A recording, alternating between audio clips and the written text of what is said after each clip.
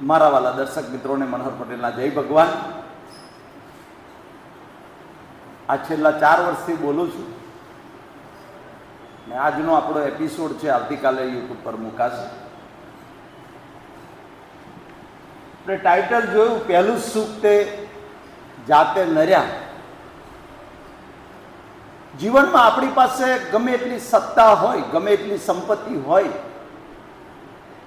Fortuner ગાડી હોય, બધું જ હોય, ભૌતિક સુખો બધા જ હોય, પણ જે સુખોને ભોગવવા માટેનું જે સાધન છે એ સાધન જો બરોબર ના હોય તો આપણે જે જીવનમાં કંઈક કરવા માગીએ છીએ, ફોર એક્ઝામ્પલ મારું જીવન એક સંત જેવું હોવું જોઈએ, પરોપકાર, પરમાર્થ, બીજાને સુખ આપવા માટે. હું ડૉક્ટર બનું, ડૉક્ટર બનીને મારે લોકોની સેવા કરવી છે, પણ એ જે છે એ ત્યારે જ શક્ય બને કે આપણી જે ગાડી છે, આપણા જુદા જુદા ગોલ એને અચીવ કરવા માટેનું જે સાધન છે એ સાધન આપણું વ્યવસ્થિત હોવું જોઈએ. ઘણી વાર કહું, અહીંયાથી મારે અમદાવાદ જવું છે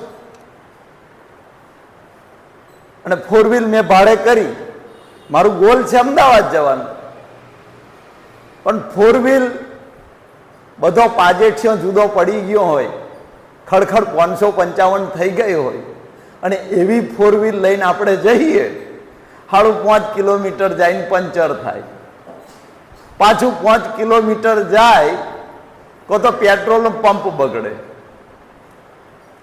આવી ગાડી લઈને જો આપણે અમદાવાદ જવા નીકળીએ તો આખો દિવસ આપણો પસાર થઈ જાય, પણ આપણે અમદાવાદ ના પહોંચી શકીએ. એટલે હું ખાસ બધાને કહું છું, જીવનમાં જે કંઈ ગોલ હોય આપણું, તમે બધા ભાવિ શિક્ષકો છો, મારે શિક્ષક બનવું છે, કોઈને ડૉક્ટર બનવું છે, કોઈને એન્જિનિયર બનવું છે, કોઈને સમાજ સેવા કરવી છે, પૈસા કમાવા છે, આ બધું જે છે એના મૂળમાં આપણું શરીર છે. આપણી 2 પૈડાવાળી ગાડી જો સારી નહીં હોય તો મિત્રો, જીવન આપણને જે કંઈ સુખ મળ્યું છે, જીવન જીવવાનો જે આનંદ છે એ આનંદ ખલાસ થઈ જશે. મારા સ્ટાફના મિત્રનું ઉદાહરણ આપું. મારી જોડે જ છે હાયર સેકન્ડરીમાં. ગઈકાલે અમારે ફંક્શન હતું, એક પરમ દિવસ. તો જમ્યા પછી જમવાનું હતું, દાળ ભાત શાક રોટલી પૂરી શ્રીખંડ અમેરિકન ડ્રાયફ્રૂટ, એટલે મન લલચાઈ જાય. એટલે ખાવા બેઠા એટલે જીભને કંટ્રોલમાં કઈ રીતે રાખવી, એટલે ઝાપટી તો દીધું, પણ પછી સ્કૂલના ગ્રાઉન્ડમાં એમને ઓટા ફેરા ચાલુ કર્યા, વોકિંગ ચાલુ કર્યું. એટલે મેં એમને કહ્યું કે આ ખાતી વખતે જો ધ્યાન રાખ્યું હોત તો ઓટા ના મારવા પડે. મને કે મનોહરભાઈ, હજુ ઘેર જઈને મારે 1 કલાક વોકિંગ કરવું પડશે, કંઈક તકલીફ છે સાહેબ. 80,000 પગારને શું કરવાનો? અમે બેસી એક જ સ્ટાફ રૂમમાં બેસીએ, અમે મારા સહઅધ્યાયી છે. મને કે મનોહરભાઈ 80,000 પગાર આવે એને શું કરવાનું? કેમ? કે યાર બહાર ગયા હોય, રજાના દિવસે પાવાગઢ ફરવા જઈએ, બહાર ફરવા જઈએ, હાલો બધો કે ગાડીમાંથી ઉતરે ને નાસ્તો કરવાનો હોય, સારું સારું ખાવાનું હોય, મેથીની ભજીઓ હોય, ઇડલી હોય, હોટલમાં કાઠિયાવાડી પંજાબી આ બધું જમવા, બધા જ ખાઈને મારે જોઈ રહેવાનું. મારે બીતા બીતા ખાવું પડે. તમે કહો ઓનાથી મોટું દુઃખ કયું? 80,000 મહિને આવે ને ફોડવાના, શું કરવાના? કારણ કે મનોહરભાઈ વાત સાચી. એ માણસ ગેસ્ટ્રોલોજિસ્ટને બતાવ્યું, એન્ડોસ્કોપી કરાવી, મોઢામાંથી કેમેરો ઉતાર્યો અંદર, ડાયજેશન સિસ્ટમ કમ્પ્લીટ છે કે નહીં, કંઈક આંતરડામાં કે હોજરીમાં પ્રોબ્લેમ છે કે નહીં, એન્ડોસ્કોપી કરાવી. ગેસ્ટ્રોલોજિસ્ટે દવા પણ લખ્યા. મને કે મનહરભાઈ કશું ફેર પડતો નથી. ડોક્ટરે છેલ્લે એવું કહ્યું કે આનો એક જ રસ્તો છે, તમારે લાઈફસ્ટાઈલ બદલવી પડશે અને તમારું વજન જે છે એ ઘટાડવું પડશે. સાહેબ, મારા કરતા એક વેત હાઈટ ઓછી છે, એમની વજન છે 110 કિલો. તમે વિચારી શકો છો કે નમૂનો કેવો હશે. 110 કિલો વજન. છેલ્લા 2 વર્ષથી ચાતુર્માસ કરે વજન ઉતારવા, 4 મહિના એક ટાઈમ ખાવા. 5 કિલો 10 કિલો વજન ઉતરે અને જેવા ચાતુર્માસ પૂરા થાય એટલે એવું ફફડાઈને બેટિંગ કરે એટલે પાછું 110 થઈ જાય, પાછી એ દશા. ડોક્ટરે ડાયગ્નોસિસ શું કર્યું ખબર? મેં એમને પહેલા જ કહ્યું હતું, એ જ ગેસ્ટ્રોલોજિસ્ટે એ જ ડાયગ્નોસિસ કરી.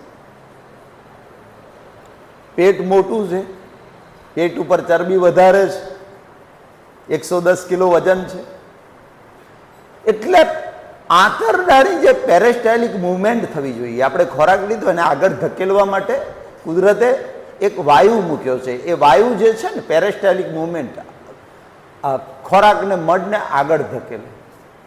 એ ચરબીના થર પેટ ઉપર હોવાથી આંતરડા ઉપર દબાણ આવે છે અને એના લીધે એ આંતરડા મળ જે છે, મોટા આંતરડામાં જે મળ છે એને આગળ ધકેલી શકતું નથી અને એટલે અહીંયાથી ખોરાક બેક આવે, હોજરીમાંથી વાયુ બેક મારે, પિત્ત બેક મારે, છાતીમાં ચડે એટલે બળતરા થાય, પેટ ભારે થઈ જાય. મને પ્રોબ્લેમ મનહરભાઈ એટલો છે કે હું સામાન્ય ખોરાક લઉં છું તોય પછી મારું પેટ ભારે થઈ જાય છે. ડોક્ટરે કહ્યું એ 100% સાચી વાત છે. આનો એક જ ઈલાજ છે, તમારું 110 કિલો વજન ઘટાડો જ્યાં સુધી વેઇટ લોસ નહીં થાય. સાહેબ, જીમમાં જવાનું ચાલુ કર્યું, મહિનાની 10,000 ફી. જીમમાં થાકી ગયો માણસ.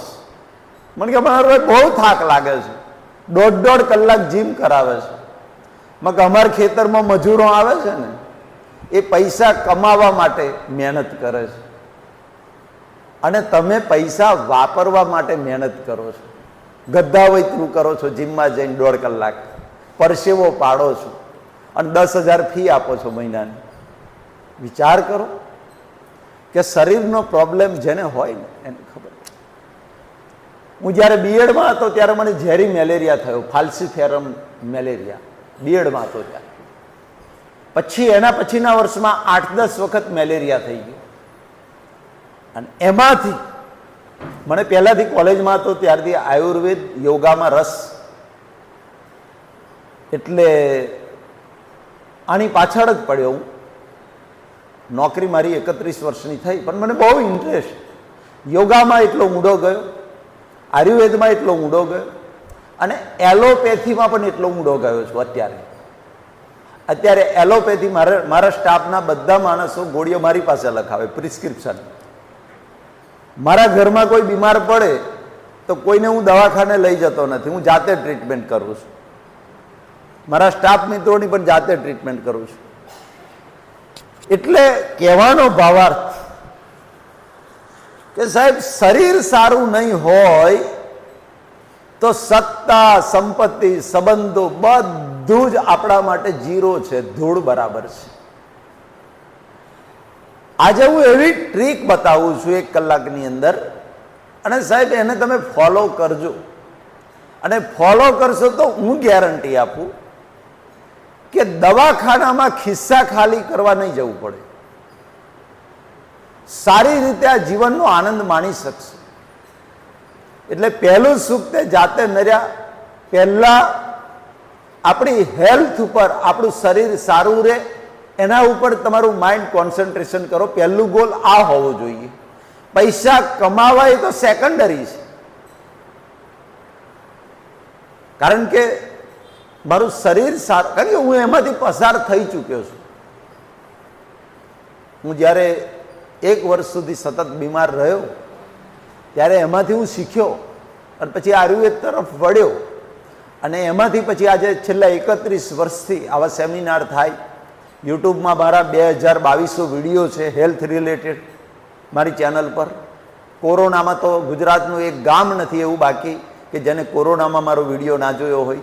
કોરોનામાં નવરા બેઠા હોય ઘેર, એટલે કોરોનામાં કેટલાને ઉપાય બતાવ્યા આયુર્વેદના, કેટલાનો કોરોના મટી ગયો, હોસ્પિટલમાં જવું ના પડ્યું.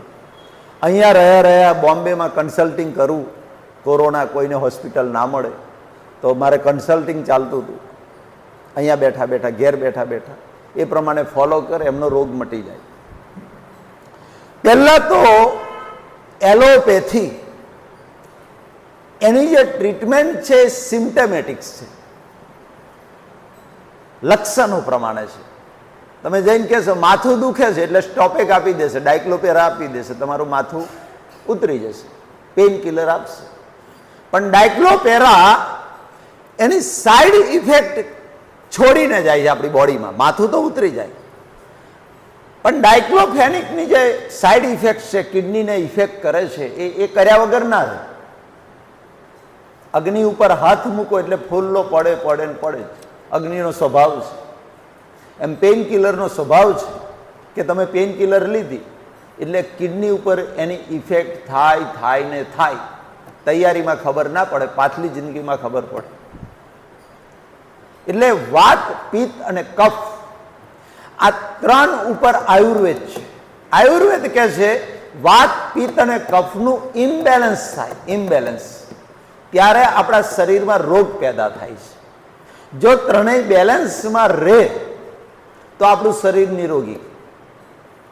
હું તંદુરસ્તીની વ્યાખ્યા એવી આપું છું કે તમને સવારે ઉઠ્યા પછી આખો દિવસ ઉત્સાહથી, આનંદથી, મસ્તીથી તમે તમારું કામ કરી શકો તો સમજવાનું કે તમે સંપૂર્ણ આરોગ્યવાળું શરીર તમારું છે, તમને કોઈ રોગ નથી.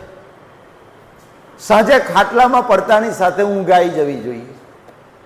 કલાક પાહો ગહો, આડા અવરા થાવ તોય ઊંઘ ના આવે તો સમજવાનું કે તમારી બોડીમાં કંઈક તમે પ્રોબ્લેમ ઊભો કર્યો છે. કંઈક આપણે નેચરની ઓપોઝમાં ગયા છીએ. કારણ કે મારું તમારું બોડી એ નેચર ચલાવે છે, આપણે નથી ચલાવતા, નેચર ચલાવે છે. એટલે હું ઘણાને કહું છું કે આપણે શ્વાસ લઈએ છીએ, આપણે બોલીએ છીએ કે હું શ્વાસ લઉં છું, વાત તદ્દન ખોટી છે. શ્વાસ આજ સુધી અને ભવિષ્યમાં કોઈ માણસ એવો જન્મવાનો નથી કે જેને શ્વાસ લેવાની સંપૂર્ણ સ્વતંત્રતા હોય. હું પોતે શ્વાસ લેતો હોય તો રાતે ઊંઘી જાઉં ત્યારે શ્વાસ કોણ લે છે? ઊંઘી જાઉં ત્યારે મને ખબર નથી, છતાંય શ્વાસોશ્વાસ ચાલુ રહે છે. હું જો શ્વાસ લેતો હોય તો રાત્રે ઊંઘી જાઉં ત્યારે માણસને મારે રાખવો પડે ભાડે શ્વાસ લેવા માટે, નહીં તો મારા શ્વાસ બંધ થઈ જાય. રાત્રે પણ શ્વાસ ચાલુ રહે છે, એનો અર્થ કે જન્મથી મોત સુધી મારીને તમારી બોડીની સિસ્ટમ નેચર ચલાવે છે, કુદરત ચલાવે છે. આપણે જ્યારે કુદરતના વિરુદ્ધમાં જઈએ છીએ ત્યારે આપણી બોડી આપણને રિએક્શન આપે છે. તમે તમારી જાતના ડોક્ટર બનો સાહેબ. ગમે એવો રોગ છે ને, આયુર્વેદમાં તાકાત છે, ગમે એવા રોગને ખલાસ કરી નાખે, ખલાસ કરી નાખે. એનો એક દાખલો આપું તમને.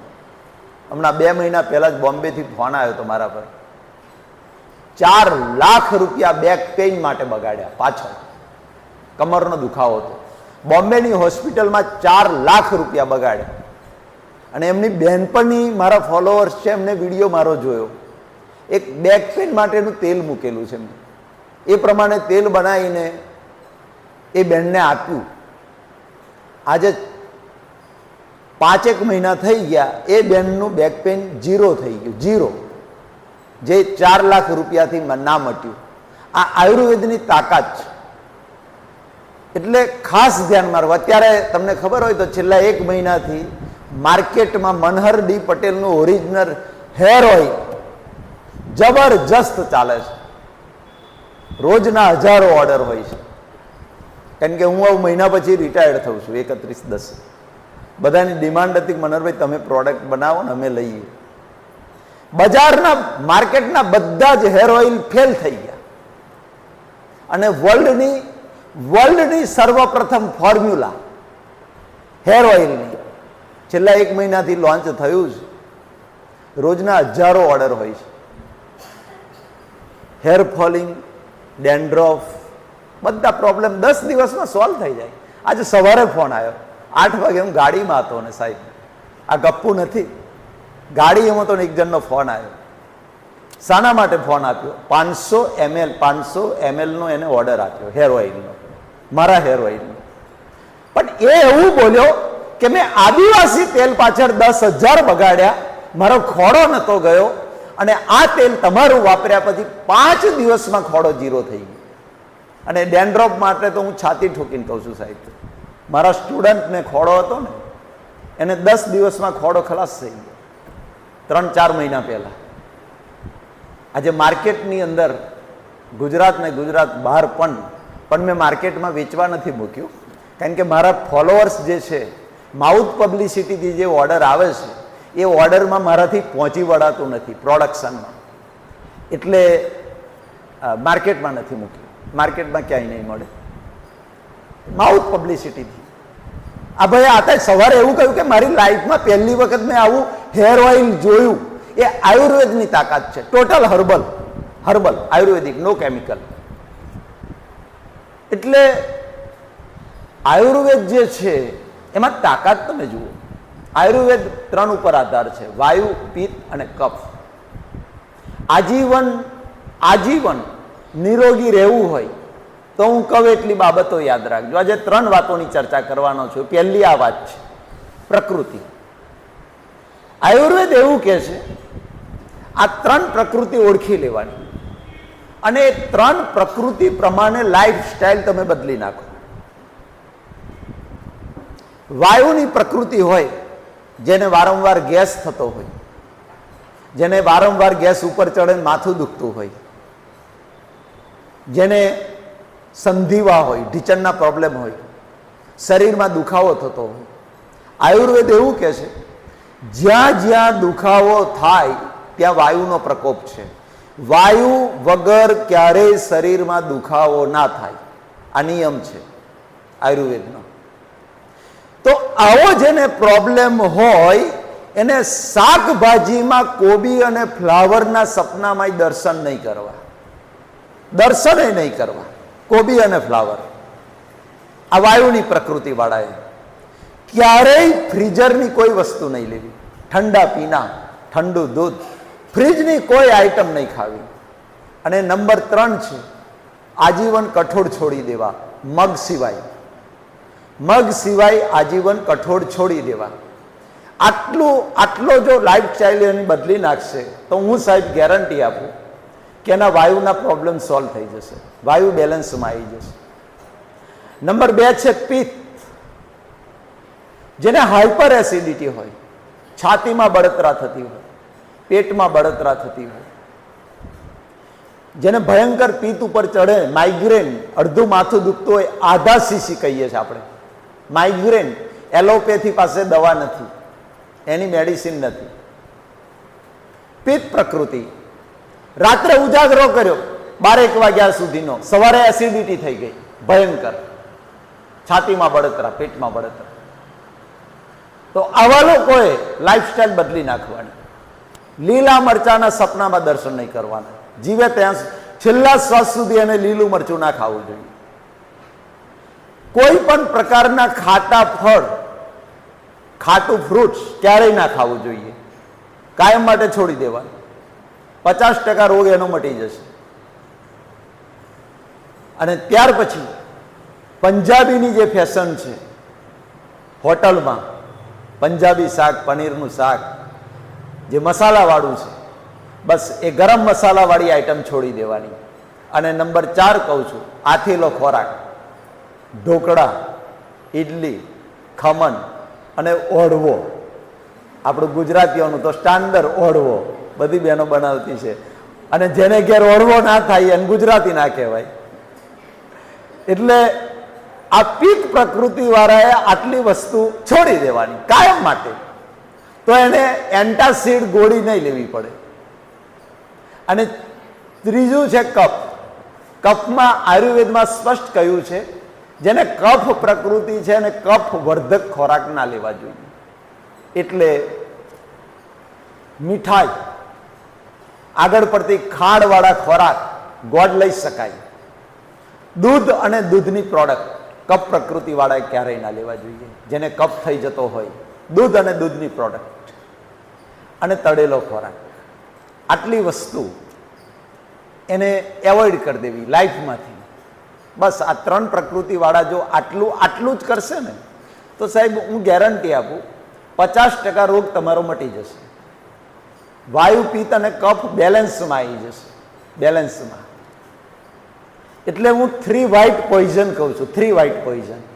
નંબર 1 મીઠું, નંબર 2 મેદો અને નંબર 3 ખાંડ.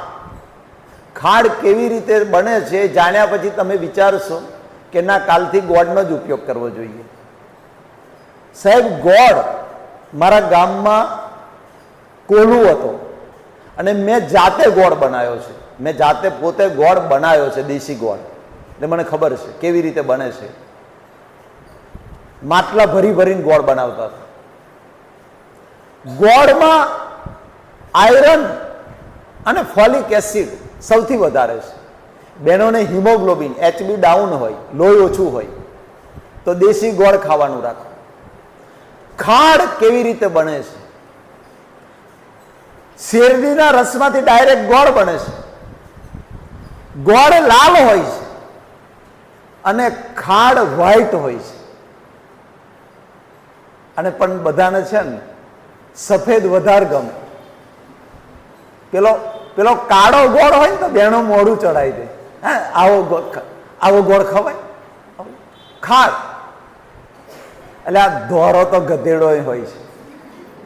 હું બધાને કહું ગમતમાં, ધોરો ગધેડો હોય છે. તો ગધેડા પર વરઘોડો કઢાય જોયો કોઈ દાડ? એ તો ઘોડા પર જ વરઘોડો કઢાય યાર. ગધેડા પર વરઘોડો ના શું ભાઈ.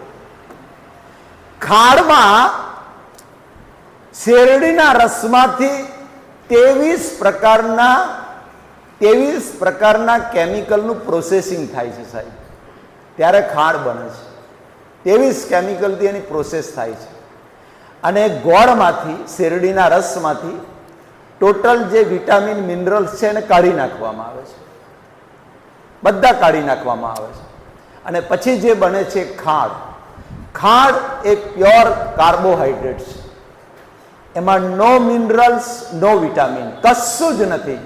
ખાંડ માત્ર ને માત્ર ખાંડ કચરો છે. હા, કાર્બોહાઈડ્રેટ છે. અને તમને ખબર હોય તો જે માણસ ઓવરવેઇટ છે એમને હું ખાંડ ના કહું છું, કારણ કે આપણી સિસ્ટમ એવી છે જે વધારાની કેલેરી છે એ આપણું લીવર કાર્બોહાઈડ્રેટનું ચરબીમાં કન્વર્ટેશન કરે છે. પછી ઘણી બહેનો શું કહું, મારો ફોન આવે ને કે સાહેબ વજન ઉતારવાની દવા બતાવો. મેં ખાંડ ખાઉં છું, ચામો એકલી જ લઉં છું. ખાંડથી વજન વધે? વધે જ ને. આ સિસ્ટમ ખબર નથી કે જેટલી વધારે કેલેરી હોય એ વધારાની કેલેરીનું લીવર ચરબીમાં રૂપાંતર કરે. અને ચરબી પેટ ઉપર, કમર ઉપર આપણા શરીરને બેડોળ કરી દે. અને પછી એમાંથી ઓવરવેઇટના બધા પ્રોબ્લેમ ઘણા બધા છે. એનું રૂટ કોઝ જ એ છે ઓવરવેઇટ. મોટા ભાગના રોગોનું રૂટ કોઝ હોય તો ઓવરવેઇટ છે. યાર મેં તો જોયું ઘણી વાર ઘણા લોકો ખાવા માટે જ જીવે છે, જીવવા માટે નહીં ખાતા, એમને ખાવા માટે જ. એટલે યાર એક લગ્નમાં હું ગયેલો, લગ્નમાં આ ઉનાળાની વાત કહું તો લગ્નમાં, એક મિનિટ,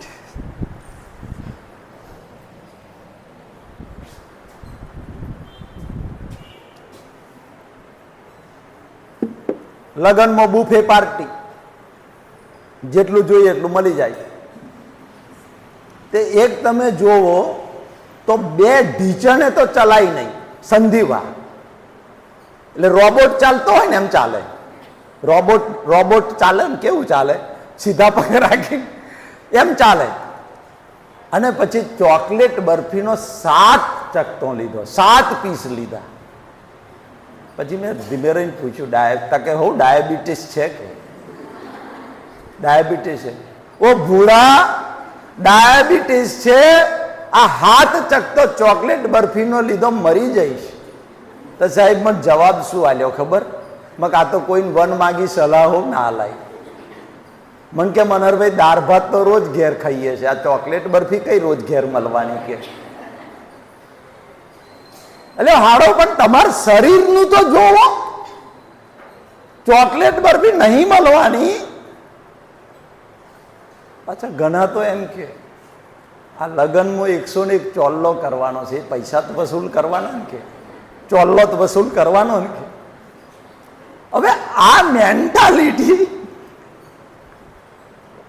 આ લોકો ખાવા માટે જ જીવે છે બસ. અમારે એક ટીચર છે ને, તે સ્કૂલમાં આવ્યા પછી છે ને 2:30 વાગે રેગ્યુલર ફોન કરે, એની મિસિસનો ફોન આવે, આજે શું બનાવવાનું છે?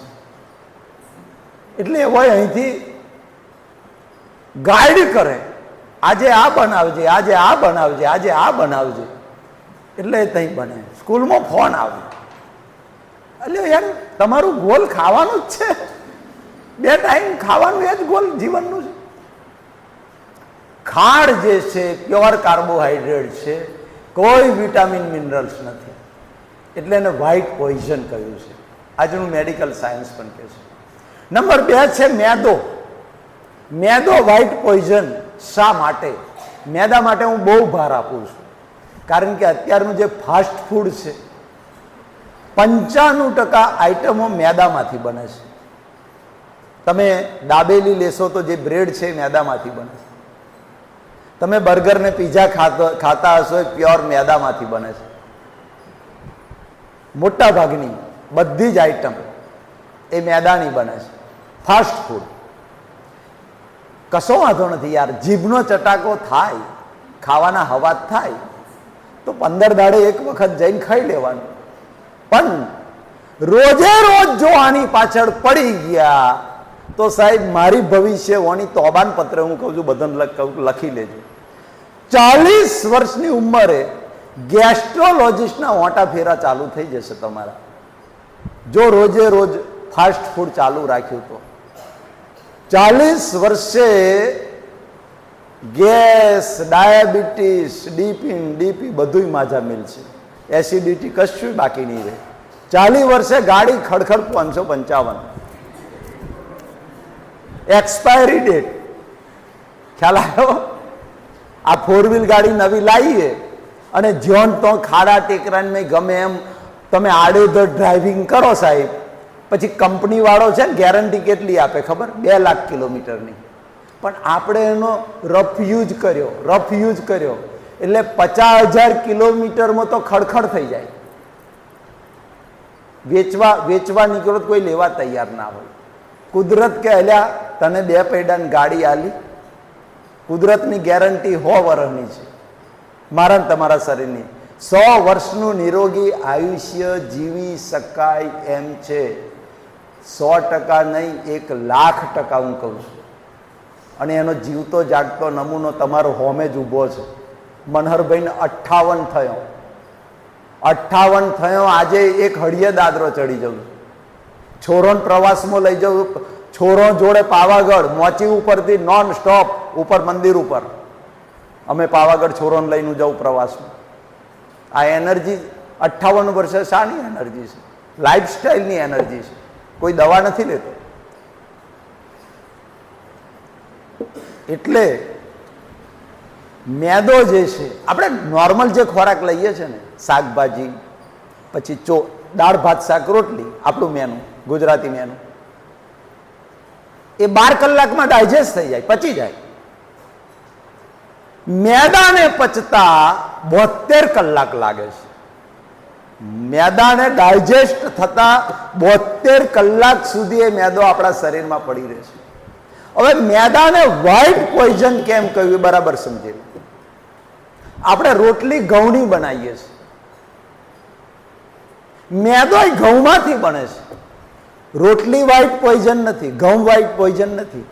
મેદાને કેમ મેડિકલ સાયન્સે વ્હાઇટ પોઈઝન કહ્યું?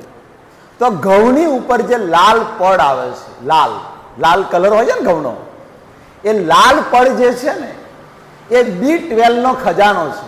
બી કોમ્પ્લેક્સ જે તમારી નર્વસ સિસ્ટમ કમ્પ્લીટ રાખે છે, ડાયજેશન સિસ્ટમ કમ્પ્લીટ રાખે છે, શરીરની અંદર હિમોગ્લોબિન કમ્પ્લીટ રાખે છે. B12 એ બી કોમ્પ્લેક્સનો આ ખજાનો છે.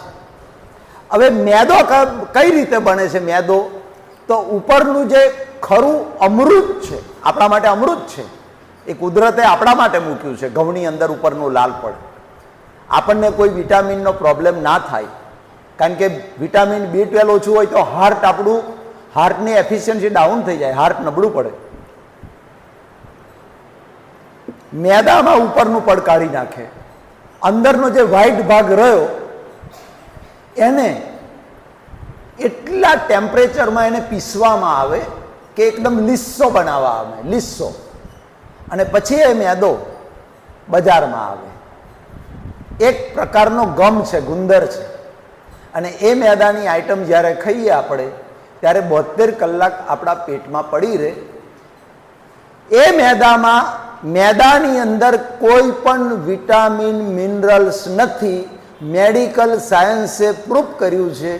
અને આપણને વિશ્વાસ ના આવતો હોય તો મેદો લઈ અને કોઈ પણ લેબોરેટરીમાં તમે ચેક કરાવો, સાહેબ એ લેબોરેટરી વાળો એટલું કહેશે, 100% કહેશે, 100%. આમાં કોઈ વિટામિન મિનરલ્સ નથી, માત્ર ને માત્ર કાર્બોહાઈડ્રેટ છે, જે ઓવરવેઇટ આપણું વજન વધારવાનું કામ કરે છે. એટલે એને વ્હાઇટ પોઈઝન કહ્યું છે. અને મીઠું વ્હાઇટ પોઈઝન એટલા માટે છે કે હાઈ બીપીનું દુશ્મન છે મીઠું. મીઠું તમે લો એટલે એની અંદર જે સોડિયમ આવે છે, એ સોડિયમથી આપણું બીપી અપ થાય છે. એટલે આગળ પડતું મીઠું નહીં લેવું, બને ત્યાં સુધી મીઠાનો મિનિમમ ઓછામાં ઓછો ઉપયોગ કરવો. મીઠા વગર તો ચાલે નહીં, ખાજો, પણ મેદો જેટલો નુકસાન કરે છે એટલું મીઠું નુકસાન નથી કરતું. આ 3માં ફર્સ્ટ નંબર આવે છે મેદો. પહેલો મેદો, સૌથી વધારે નુકસાન મેદાથી થાય છે. નંબર 2 આવે છે ખાંડ, અને નંબર 3 આવે છે મીઠું. એના પર બહુ કાળજી રાખજો. એટલે વાત, પિત્ત અને કફ, મેં કહ્યું એ પ્રમાણેની લાઈફસ્ટાઈલ બનાવજો તો આપણે બીમાર નહીં પડીએ. નંબર 2 છે ચરક ઋષિ. ચરક ઋષિને કાગમુનિએ પ્રશ્ન કર્યો, ચરક ઋષિને, કે 100 વર્ષનું નિરોગી આયુષ્ય જીવવું હોય તો શું કરવું જોઈએ? તો એના માટે 3 મંત્રો આપ્યા ચરક ઋષિએ, 3 મંત્રો. આ 3 મંત્રો જો આત્મસાત માણસ કરી લે જીવનમાં, ક્યારેય બીમાર ના પડે. મિત ભૂક, હિત ભૂક અને ઋત ભૂક, આ 3 નિયમ. કાગમુનિને ચરક ઋષિએ આટલું જ કહ્યું. દરેક મનુષ્ય આ 3 નિયમો પાળશે તો આજીવન શરીર તંદુરસ્ત રહેશે. એટલે ઘણા માણસો ફોર્ચ્યુનર લાયા હોય. અમારે એક ગામના ભાઈ છે ને, તો ફોર્ચ્યુનર છે ને બીજી 2 ગાડીઓ છે, એમ કરીને 3 ગાડીઓ છે. પણ એમને એક ડબ્બો રાખ્યો છે આટલો પ્લાસ્ટિકનો, આખો ગોળીઓથી ભરેલો. આપણે છે તે સવારે રોટલીનો નાસ્તો કરીએ, બટાકા પૌવા ખાઈએ, મમરા ખાઈએ, એમને ગોળીઓનો નાસ્તો કરવાનો. રોજ સવાર ચા જોડે 10 ગોળી લેવાની. તારી 40 લાખની ફોર્ચ્યુનર ને ફોડવાની, શું કરવાની? 10 ગોળીઓ હવાર, 10 ગોળીઓ હોજે. ફૂલ ડાયાબિટીસ, ગળ્યું ખવાય નહીં, ઘરનો બધો ગુલાબ જાંબુ ખાતો હોય, મીઠાઈ ખાતો હોય, તૈન ખૂણામાં બેસીને બાજરીની રોટલો ને ભાજી ખાવાની, તાર 40 લાખની ફોર્ચ્યુનરને શું કરવાની? તારું શરીર જ સારું નહીં, પછી એ આનંદ કઈથી માની શકાય? એટલે હું કહું છું, પહેલું સુખ તે જાતે ન રહે. પહેલું ગોલ આપણું આ હોવું જોઈએ. સાહેબ, પૈસા કમાવા, લગ્ન કરવું, છોકરો થાય, ભણાવો ગણાવો, આધ્યાત્મિકતા, એ તો બધા પાછળના ગોલ છે. હું પહેલું મહત્વ આને આલું છું, કારણ કે હું પસાર થઈ ચૂક્યો છું સાહેબ. હું ભયંકર બીમારીમાંથી પસાર થઈ ચૂક્યો છું આજથી 35 વર્ષ પહેલા. એટલે ત્યારથી હું સમજી ગયો કે શરીર નથી તો કશું નથી, આ દુનિયા નથી તમારા માટે. શરીર સારું હોવું જોઈએ. અમારું શરીર સારું ના હોત તો હું આજે આટલા 150 કિલોમીટરથી અહીં કઈ રીતે આવ્યા, તમારી સામે બોલી ના શક્યો. આ જ્ઞાનને મારે બને એટલું મારા ફોલોઅર્સ તો જોવે જ છે, પણ જ્યાં જ્યાં આવા લાઈવ પ્રોગ્રામ આપવાના થાય ત્યાં જઉં છું. રિટાયર્ડ થયા પછી 2-3 દેશોમાં પણ જવાનું છે, ત્યાંથી આમંત્રણ મળ્યું છે આવા સેમિનાર કરવા માટે. એટલે આ 3 વ્હાઇટ પોઈઝન મેં કયા. હા, ચરક ઋષિએ કહ્યું, ઋત ભૂક, હિત ભૂક અને મિત ભૂક. ઋત ભૂક એટલે ઋતુ પ્રમાણે ભોજન લેવું. આઈસ્ક્રીમ ઉનાળામાં ખવાય, એટલે આપણે તો 12 મહિના ઠોકીએ છીએ આઈસ્ક્રીમ 12 મહિના. પર ફ્રીજો ભરી મેલે, ફ્રીજમાં મેલી રાખે. ડબ્બીઓ બહેનો બધી છે ને, ફ્રીજમાં 8-10 કપ રાખે. મહેમાન આવે ને તો ચાણા મેળવી પડે એટલે પેલો આઈસ્ક્રીમ હાલ દે. એટલે પણ તમે ખાઓ, મહેમાનને શું કામ ખવડાવો છો બાપા? એવો મરી જશે. હે, પોહ મહિનાની ટાઢ પડતી હોય, પોહ મહિનો એટલે ઠંડી પડે છે 10 ડિગ્રી, ત્યાં આઈસ્ક્રીમ કાઢીને આવે મહેમાનને. ઋત ભૂક, ચરક ઋષિ કે ઋતુ પ્રમાણે ભોજન કરો. ઉનાળામાં આઈસ્ક્રીમ ખવાય. અત્યારે શ્રાદ્ધ પક્ષ ચાલે છે. ફેસબુક ઉપર મેં રીલ મૂકી છે, મારો વિડીયો મૂક્યો છે. મારું ફેસબુક, ઇન્સ્ટાગ્રામ, યુટ્યુબ 3 ચાલે છે. તો ફેસબુક ઉપર જે ભાદરવાની રીલ મૂકીને મને લાગે 3-4 મિલિયન ઉપર જતી રહી. 3-4 મિલિયન ઉપર. મારી રીલ મિલિયનોમાં જ જાય છે. 4 દિવસે મૂકું, પણ ઇન્સ્ટા પર મિલિયનોમાં જાય, પેલામાં મિલિયનોમાં જાય. તો મેં એમાં સરસ વાત કરી છે કે ભાદરવાની અંદર, ભાદરવો એ રોગોનો રાજા કહેવાય. ભાદરવાનો તાપ એ ઓતરા ચિત્રાનો તાપ કહેવાય, માણસને બીમાર પાડી દે. કાલે જ હું દવાખાનામાં ગયો હતો, મારા મિત્ર છે એમના દવાખાનામાં. મગી યાર, તમારા પર ભગવાને મહેરબાની કરી, ડૉક્ટરને મળે. ભાદરવો મહિનો એટલે તમારે તો દિવાળી મક. કે હા મનહરભાઈ, ભાદરવો એટલે અમારે દિવાળી કે. 4 જણને બોટલ ચડતા હતા, મેં જોયું. અને ડૉક્ટરે એવો તે જે આવે ને શું કે ખબર, હું આ બધું ઓબ્ઝર્વેશન કરું. પેલો દર્દી આવે, શું થાય છે? શરદી છે, ઉધરસ છે, માથું છે. પછી ડૉક્ટર શું કે ખબર? બોટલ લઈ લેવો છે કે ગોળીઓ હાલ દઉં? બોટલ લેવો, 2 ઓપ્શન હાલે. બોટલ લેવો છે કે આના પર લઈએ. પેલો ગામડાવાળાને તો શું, મને તો જાણે હાડું કયું ભૂત ભરાઈ ગયું છે એમની મેં. ગામડાવાળો બોટલ ચડાવે એટલે ઘોડા જેવો માણસ થઈ જાય, ઘોડા જેવો થઈ જાય. તો પેલો બિચારો પેશન્ટ એમ કે, સાહેબ બોટલ જ ચડાવી દો કે. તો પેલાને તો 40 રૂપિયાના બોટલના સીધા 250 મળે છે ડૉક્ટરને. 250 મળે છે, એટલે બોટલ જ ચડાવી દે ને. એટલે આ નહીં જરૂર બોટલની. અને પેલો બોટલની મેં એન્ટીબાયોટિક ને શક્તિના ઇન્જેક્શન મેળ દે. હું જેની ટ્રીટમેન્ટ કરું છું ને સાહેબ, ટાઇફોઇડ મેં મટાડ્યા છે. બોલો, કોરોનામાં અહીં બેઠો બોમ્બેમાં ટાઇફોઇડ, જીઆઈટી, ડિસેન્ટ્રી, આ બધા બોમ્બેના બધા બહુ ફોલોઅર્સ. આપણા ગુજરાતીઓ તો 90% એ ફોન આવે મારા પર, મને ભાઈ આ પ્રોબ્લેમ છે, બસ મેડિકલ સ્ટોર પર જતા રહો, મને ફોન કરાવો પેલા જોડે. એટલે હું ફટાફટ ટેબ્લેટ ને ગોળીઓ લખાઈ દઉં. ટાઇફોઇડ હોય, મેલેરિયા, એમાં 2 મેલેરિયા, વાઇવેક્સ એટલે સાદો મેલેરિયા, ફાલ્સીફેરમ એટલે ઝેરી મગજનો મેલેરિયા, એ બધું લખાઈ દઉં. બિચારા હલવાઈ ગયેલા કોરોનામાં. પણ કોરોનામાં છે ને, મારો ફોન સવારથી હોજ સુધી મેં કાન પરથી મેલ્યો નથી નીચે. કોઈનું ભલું થાય. એટલે ઋતુ અનુસાર ભોજન કરવું.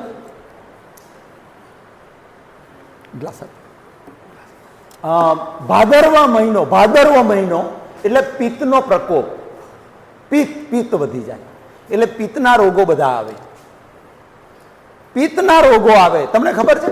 ભાદરવામાં પિત્તના રોગો છે ને, એટલે જ આપણે શ્રાદ્ધ પક્ષની અંદર ખીર ખાવાની રાખી છે.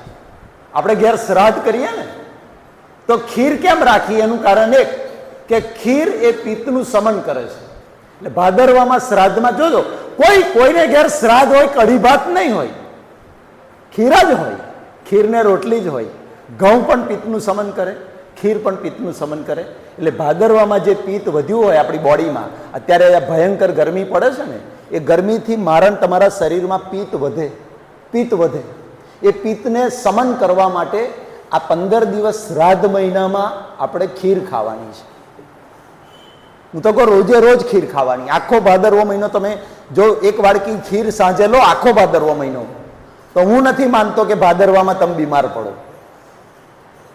કારણ કે હું પોતે ખાઉં છું અને હું નથી પડતો બીમાર ભાદરવામાં.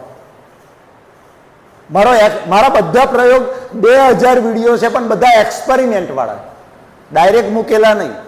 હું એક્સપેરિમેન્ટ પહેલા કરું અને પછી પબ્લિકને આપવું. એ મટી જ જાય, 100% મટી જાય. ભાદરવો પૂરો થાય એટલે સીધી નવરાત્રી આવે. બોલો, નવરાત્રિમાં ગરબા ગાવાના માતાજીના, એની પાછળ એક આયુર્વેદનું લોજિક છે. તમે ગરબા ગાઓ, એક્સરસાઇઝ થાય, રાતે 12 વાગ્યા સુધી ગરબા ગઈએ અને એની અંદર પરસેવા વાટે બધું પિત્ત, ભાદરવામાં જે અંદર પિત્ત ભેગું થયું હોય ને શરીરમાં, એ ગરબા ગઈએ 10 દિવસ, એટલે ગરબા ગાવાથી બધું પરસેવા વાટે પિત્ત બહાર નીકળી જાય. આ આયુર્વેદ એની પાછળ કામ કરે છે. એટલે હું મારા વિડીયો મૂકું છું, દરેક સિઝન બદલાય, જેવો રોગ આવે એની દવાને બધા વિડીયો મૂકું છું. એટલે ઋતુ પ્રમાણે ભોજન કરવું. અને પછી કહ્યું મિત ભૂખ. મિત એટલે થોડો ખોરાક. આયુર્વેદમાં સ્પષ્ટ કહ્યું છે ચરકે, જો તમારે નિરોગી રહેવું હોય અને લાંબુ આયુષ્ય ભોગવવું હોય તો મિત ભૂખ એટલે હંમેશા ભૂખ લાગી હોય ઓજરીના 4 ભાગ કરો. અડધી ઓજરી ખોરાકથી ભરો, 1 ભાગની ઓજરી લિક્વિડ, દાળ હોય, કઢી હોય, છાશ હોય, એનાથી ભરો, અને 1 ભાગ હવા માટે ખાલી રાખો. હવા માટે ખાલી રાખો. એટલે શું થશે? આપણી ઓજરીમાં ખોરાક ગયા પછી ઓજરી પેરેસ્ટાઇલિક મુવમેન્ટ ચાલે છે, એની વલોનું ચાલે છે ખોરાકને ડાયજેસ્ટ કરવા. પ્રોટોન પંપમાંથી HCl છૂટે, HCl ભળે અને વલોનું ચાલે. ઓજરી એમને એમ નથી રહેતી, વલોવાનું કામ. એટલે ખોરાક વલોવાય એને સ્પેસ જોઈએ, જગ્યા જોઈએ. પણ આ તો કકડીની ભૂખ લાગી હોય, 56 દુકાળમાંથી આયા હોય એમ, એટલે ગળા સુધી આવે તો સુધી ખાય. જોને કે આજે મળ્યું હોવું ફરી મળવાનું જ નહીં. એટલે અત્યારે ખાધું હોજે નહીં ખાવાનું પછી, પણ ગળા સુધી ઠોસીને ખાય, એટલું ઠોસીને ખાય, ગળા સુધી આવી જાય. અને પછી ઘેર જઈને પછી છે ને આખા ઘરમાં આરોટે, આફરો ચડે, ગેસ થાય, આખો આરોટ કરે. એટલે મગ શું થયું? તાકે છોરાને જલજીરા લેવા મોકલ્યો. 4 જલજીરા લાવે, ઓગારીને પીવે. તમે ખાતી વખત કંટ્રોલ રાખવો તમે. ઘર પારકું, પેટ પારકું થોડું ના ખવાય. એટલે 1 ભાગ જો તમે ખાલી રાખશો તો સાહેબ ડાયજેશનના કોઈ પ્રોબ્લેમ નહીં થાય, મારી ગેરંટી. કબજિયાત, પાઇલ્સ, ફિશર, આ બધે duodenum ulcer, ulcerative colitis, stomach ulcer, આ રોગો નહીં થાય. એટલે ખાસ યાદ રાખજો. એટલે ચરકે કહ્યું જમવા બેસીએ ત્યારે થોડાક ભૂખ્યા ઉઠવું. બસ, કશું ના સમજણ પડે તો હું તમને આજથી કહું, અને તમે સાહેબ 10 જ દિવસ આ ટ્રાય કરો. તમારી અંદર જે સ્ફૂર્તિ આવશે જબરજસ્ત, કંટાળો નહીં આવે, કામ કરવાની સ્ફૂર્તિ, ઉત્સાહ. બસ 5 રોટલી ખાતા હોય, કાલથી 4 રોટલી કરી દો. આપણે રોજ 5 ખાઈએ છીએ, 4 ખાવાની, 1 નહીં ખાવાની. અને 1 કલાક પછી પાણી પીવાનું, જમ્યા પછી તરત પાણી પીવાનું નહીં. ભોજના અંતે વિષમવારી, આવું કહ્યું છે. ભોજનના અંતે પાણી ઝેર જેવું છે. ભોજના અંતે પીબમ તક્રમ, ભોજના અંતે વિષમવારી, દિનાંતે ચ દૂધ પીબમ દુગ્ધમ કિમ વૈદ્યસ્ય પ્રયોજનમ. સવારે દૂધ પીવો, જમ્યા પછી છાશ પીવો, તો પછી ડૉક્ટરની જરૂર પડે નહીં. એટલે રાત્રે ઠોસી ઠોસીને લ્યો ખાય. આ તો મને તો એવું થાય, ઘણી વખત લોકો ખાય છે ને, આ પ્રસંગમાં જવું એટલું ઠોસીને ખાય, મને એમ થાય કે કદાચ કોઈ મેડિકલ સાયન્સ એવું સાધન નથી શોધ્યું કે મોળામાં ગાડીને અંદર ઠોહવાનું સાધન. સારું થયું તો આવું હોધ્યું નહીં ને મારા બેટા એ હોવ લઈ આવે, એ હોવ લઈ આવે. અને લગ્નમાં શું કરે પછી ખબર? હા, મય નોખે અને ઠોસે અંદર, આગું જાય એમ, અને પછી બીજા 2-4 ચકતો ચોકલેટ બરફીનો નોખે અંદર દરબાટે. આવા લોકો મેં જોયા છે જે ખાવા માટે જીવે છે, પણ બહુ હેરાન થાય. સાહેબ, એમના પૈસા બધા છે ને ડોક્ટર જ ખાય. આપણે કમાવાનું આપણે, અને ડોક્ટરને પૈસા આલવાના, ખિસ્સો એમનો ભરવાનો. એટલે મિત ભૂખ બધા નિયમ કરજો. કારણ કે હું મારો એક્સપિરિયન્સ કહું છું. હું 12મા ધોરણમાં હતો ને, મને નાનપણથી ઠોસીને ખાવાની ટેવ હતી. તે 12મા ધોરણમાં વારંવાર બીમાર પડતો હતો. મેં મારું કારણ પકડી પાડ્યું અને ત્યારથી નક્કી કર્યું કે ક્યારેય પેટ ભરીને નહીં ખાવું, થોડા ભૂખ્યા ઉઠવું. આજે 58 વર્ષે રિટાયર થવાનો મહિના પછી, સાહેબ આ એક જ નિયમ મેં પાડ્યો ને, નો પ્રોબ્લેમ. આજે 58 વર્ષે હેલ્ધી છું, મને નથી બીપી, ડાયાબિટીસ નથી, સંધિવા કશું, કોઈ આખી બોડી ચેક દર વર્ષે કરાવું, કશું આવતું જ નહીં અંદર, કશું નહીં. કોઈ વિટામિન નહીં ઓછું, કોઈ મિનરલ ઓછું નહીં. હવે અહીંથી 1 કિલોમીટર ચાલવાની સ્પર્ધા લગાવો, ચાલો, મારી આગળ કોઈ ના ચાલી શકે એવી સ્પીડ અત્યારે, મારી નેચરલ સ્પીડ છે એવી. એટલે મિત ભૂખ આ સામાન્ય વાત નથી સાહેબ. તમારા 90% રોગો મટી જશે. 90% રોગો લાઈફ ટાઈમ નહીં થાય. થોડા ભૂખ્યા ઉઠો, બસ, કશું નહીં કરવાનું. થોડા ભૂખ્યા ઉઠો, થોડી વાર લાગશે ખાડું હું ભૂખ્યો રહ્યો, પણ કલાક પછી પાણી પીશો ને, પછી તમને સંતોષ, પછી એમ નહીં લાગે કે હું ભૂખ્યો છું એમ. આ એક ખાસ વસ્તુ યાદ રાખો. ચરકે કહ્યું છે મિત ભૂખ, થોડું ખાઓ. અને હિત ભૂખ એટલે ચરકે કહ્યું કે પોતાની પ્રકૃતિ પ્રમાણે ભોજન લો, પ્રકૃતિ પ્રમાણે. આ તો ઘણા શું કરે ખબર?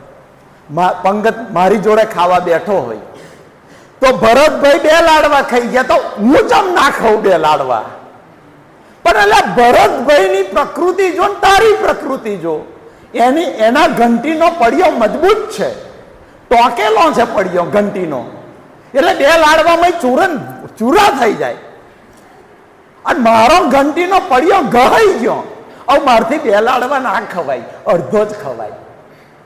આ દેખી નહીં ખાવાનું યાર. એટલે હું કહું છું, ચરકે કહ્યું છે હિત ભૂખ, પોતાની પ્રકૃતિ અનુકૂળ. મારી પિત્તની પ્રકૃતિ છે. હવે અમારી સ્કૂલમાં નાસ્તો હોય તો લીલો મરચો બધા 4-4, 5-5 ભજીયા જોડે ખાઈ જાય. હું મારી ડીશમાં લીલું મરચું ના લઉં, કારણ કે મારી પિત્તની પ્રકૃતિ છે. ચરક કે છે તમારી પ્રકૃતિને માફક ના આવે એવું અમૃત પણ આપણા માટે ઝેર બની જાય છે. આ ચરક બોલ્યા છે. ગમે એટલો પૌષ્ટિક ખોરાક હોય, ગમે એટલો સારો ખોરાક હોય, પણ એ જો તમારી પ્રકૃતિને માફક ના આવે, એ ખોરાક ડાયજેસ્ટ ના થતો હોય, તો ચરક એમ કે એ ખોરાકને લાઈફ ટાઈમ છોડી દેવાનો, ક્યારેય નહીં લેવાનો. મારી પિત્તની પ્રકૃતિ છે. હું મસાલાવાળું અને લીલા મરચા ક્યારેય નથી ખાતા. મને ખબર છે કે હું લઈશ તો મારી દશા બગડશે, કારણ કે મારી પ્રકૃતિને માફક નથી.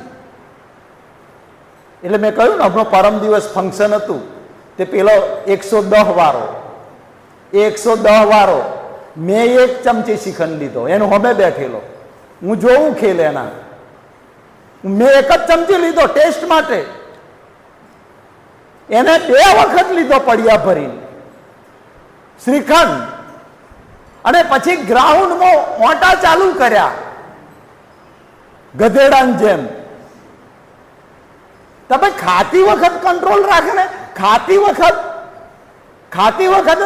મેં 1 ચમચી શ્રીખંડ લીધો, મનહરભાઈ જીવે છે, નથી મરી ગયા, 1 ચમચી શ્રીખંડ લીધો, તો તે 1 ચમચી લીધી હોત તો આ તારો આ વાટા મારવા પડત ગ્રાઉન્ડમાં, પણ 2 પડિયા ઉઠાઈ ગયો, બોલો શ્રીખંડ. એટલે ખાવામાં હું ખાસ કહું છું યાર, પોતાની પ્રકૃતિને માફક ના આવે એવો ખોરાક ક્યારેય લેવો નહીં, ક્યારેય નહીં લેવો. અમૃત હશે તો અમૃત પણ ઝેર બની જશે. આ મારા શબ્દો નથી, આ ચરક સંહિતામાં ચરકના શબ્દો છે. બદામ પૌષ્ટિક છે, સૂકો મેવો પૌષ્ટિક છે. બદામ ને પિસ્તા મને જો માફક ના આવતા હોય, મને ડાયજેસ્ટ ના થતા હોય, તો બદામ પિસ્તા કોઈ મફત આપે તોય નહીં લેવાના, મફત આપે તોય નહીં લેવાના. ફેસબુક ઉપર મારી રીલ જે ચાલે છે અત્યારે 2-3 મિલિયનમાં ગઈ, એમાં એક વાક્ય હું બોલ્યો છું કે આ 3 વસ્તુ ભાદરવામાં તમારા મોઢામાં મુકાવે તોય થૂકી નાખજો, મફત આલે તોય. ભાદરવામાં દહીં નહીં ખાવું, ભાદરવામાં કાકડી ક્યારેય નહીં ખાવી ભાદરવામાં, અને ખાટા ફળો, ખટાસવાળા ફળો ભાદરવામાં આટલું સાચવી લેજો બસ. આ 3 વસ્તુ નહીં ખાવાની. તો ચરકે કહ્યું કે હિતભૂક, મારી પ્રકૃતિને માફક આવે એવા ખોરાક. અરે હું અમદાવાદ બીએડ કરતો હતો ને, તો એની અંદર ઘણા મેસમાં જમવા જઈએ તો શરતે પડે, પેલો કે હું 50 ગુલાબ જાંબુ ખાઈ જાઉં, પેલો કે હું 60 ખાઈ જાઉં. મનહરભાઈ 4 ગુલાબ જાંબુ ખાઈને ઊભા થઈ જાય, અને પેલા એકબીજા જોડે શરત પડે, શરતમાં આ ઓજરીની દશા બગાડી નાખે અંદર. એટલે આ 12 દોત છે, ઓજરીની દોત નથી આલ્યા ભગવાને, અંદર ગયા પછી તો દશા બગડી જશે.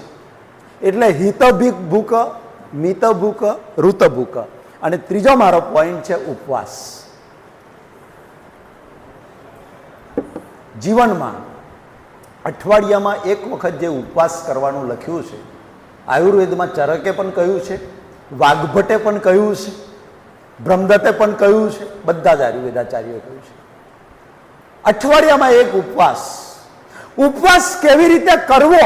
24 કલાકનો ઉપવાસ, 24 કલાક પેટમાં અનાજ નહીં નાખવાનું. કેમ? એનું કારણ સમજી લો. મારીને તમારી બોડીની અંદર કુદરતે એક હિલિંગ પાવર મૂક્યો છે, હિલિંગ પાવર. એ હિલિંગ પાવર એવો છે કે એક વખત 1 જ કામ કરી શકે, એક સાથે 2 કામ ના કરી શકે. તમે ખાધું તો હિલિંગ પાવર ડાયજેશનનું કામ કરશે. જે દિવસે ઉપવાસ કરો છો તે વખતે ખોરાક લેતા નથી, પેટ ખાલી છે, હિલિંગ પાવર કુદરતે એવો મૂક્યો છે આપણી અંદર કે એ હિલિંગ પાવર નવરો ના બે, 24 કલાક ડ્યુટી, એની 24 કલાક ડ્યુટી છે. એટલે કામ શોધે. હિલિંગ પાવર શું શોધશે? કામ શોધશે.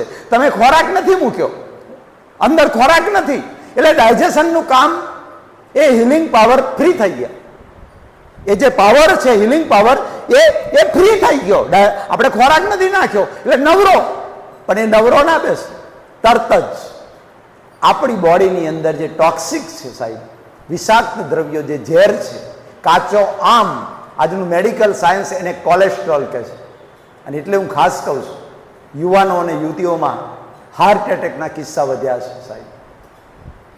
એટલે એ જે કાચો આમ જે છે, એ કાચો આમ જે અંદર પેદા થાય છે એ જ રોગોનું કારણ બને છે. અને એટલા માટે હિતભૂક, પોતાની પ્રકૃતિને અનુસાર ખોરાક લેવો જોઈએ.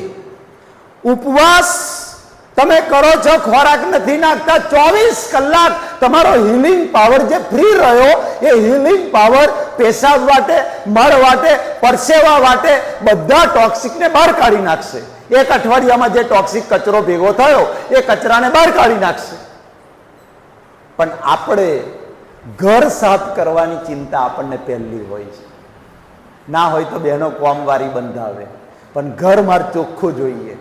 ઘણી બહેનો તો હવારે પૂંજો કાઢે અને હોજે પૂંજો કાઢે અને ઘર એટલું ક્લીન રાખે, સાફ. કેમ? કોઈ મહેમાન આવે ને જોઈ જાય તો કે ઘર આવવું હશે તો ઘર સાફ રાખો છો. આપણું શરીર જે કુદરતે મફતમાં આપ્યું છે, પૈસોય નહીં લીધો, એને સાફ રાખવાનું આપણે વિચારતા નથી. એટલે આયુર્વેદની અંદર અઠવાડિયામાં એક દિવસ ઉપવાસ કર્યો, 24 કલાકનો ઉપવાસ. એમાં ફળાહાર થઈ શકે. ફળાહાર કોઈ પણ ફ્રૂટ લઈ શકાય અનાજ સિવાય. કેમ? ફ્રૂટમાં ફાઈબર હોય છે અને ફાઈબર એ કુદરતી ઝાડુ છે. તમે 24 કલાક ઉપવાસ કર્યો, સફરજન ખાવ, કેળા ખાવ, બીજું તમે લો, જે ફ્રૂટ લો એમાં ફાઈબર છે. ફાઈબર એ કુદરતી ઝાડુ છે. નાના આંતરડા અને મોટા આંતરડામાંથી કચરો સાફ કરી ખેંચીને બહાર કાઢી નાખે છે. આજના ઉપવાસ ઉપર મને દયા આવે, કરુણા. અમાર ફરિયામ આવે, શ્રાવણ મહિનો કરે બહેનો, આખો શ્રાવણ મહિનો ફરિયામ પેલો ફ્રૂટ વાળો આવે, 500 ગ્રામ કેરો લે, એક જ જણ ખાનાર હોય તો. એટલે મેં તો જોયું કે આ આખો દાડો થઈને 500 ગ્રામ કિલો કેરોના ભૂક્કા બોલાવી દે. હા, ઉપવાસ. અને પાછા છાતે, હા હું તો ચાતુર્માસ કરું છું, કે હું તો શ્રાવણ મહિનો કરું છું. એટલે 1 કિલો કેરો ખાઈ. અરે 1100 કરે છે મારા બેટા. શું કરે ખબર છે? હોજે સિંગ દાણાની કઢી બનાવે, મોરિયો બનાવે, સાબુદાણાની ખીચડી બનાવે, સૂકી ભાજી બનાવે અને પેટ ભરીને ખાઈને પછી કે મેં ઉપવાસ કર્યો. એટલે આટલું બધું ખાઈને ઉપવાસ કર્યો તે શરીરને કઈથી ફાયદો થાય? એટલે ફળાહાર કરવાનું. અને ફળાહારનો અપભ્રંશ કરી અને આપણા લોકોએ એને ફરાળ કરી દીધું. મૂળ શબ્દ ફળાહાર. ઋષિ મુનિઓએ જે ઉપવાસ કર્યો એ ફળાહાર. આપણે એનો અપભ્રંશ કરી અને ફરાળ કરી દીધું. ફરાળ. અને ફરાળમાં તો નવું ઉમેરતા જાય, પાછા નવું ઉમેરતા જાય. કે એકદાર તો ભજીયો બનાવેલો. ભજીયો અમાર ભાઈ કાકાને ઘેર હું ગયો ને તે ભજીયો બનાવે. મેં સોનો ભજીયો બનાવે? સિંગોડાના લોટનો ભજીયો. તમારું 11 નથી? મનહરભાઈ ખવાય સિંગોડાના લોટનો ભજીયો કે 11માં ખવાય.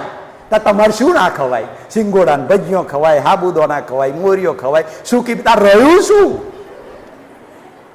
પેટ ભરીને ઉપવાસ કર અને પછી ફોંકા મારે કે અમે 11 કરી. એક 11 નું પુણ્ય જમા થયું. એટલે હું તો બોડું બધો, એટલે હાડોમાં મરી જશો. આ એના કરતા ભાખરીને શાક ખાઈ લીધું હતું આગળ પડો. પેલું તો 15 દાડે મળે, 11 ને દાડે સૂકી ભાજી ને આ બધું. તે એવું ઠોકે તે ખાધા પછી બેહાય એવું ના, સીધો ખાટલા બેડરૂમમાં લોબો સાઈડ થઈ જાય. હા, તો અમે હારા નહીં?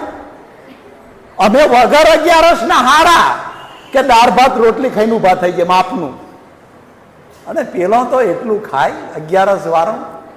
એટલે લગ્નમાં બોલો સ્પેશિયલ કરાવડાવે.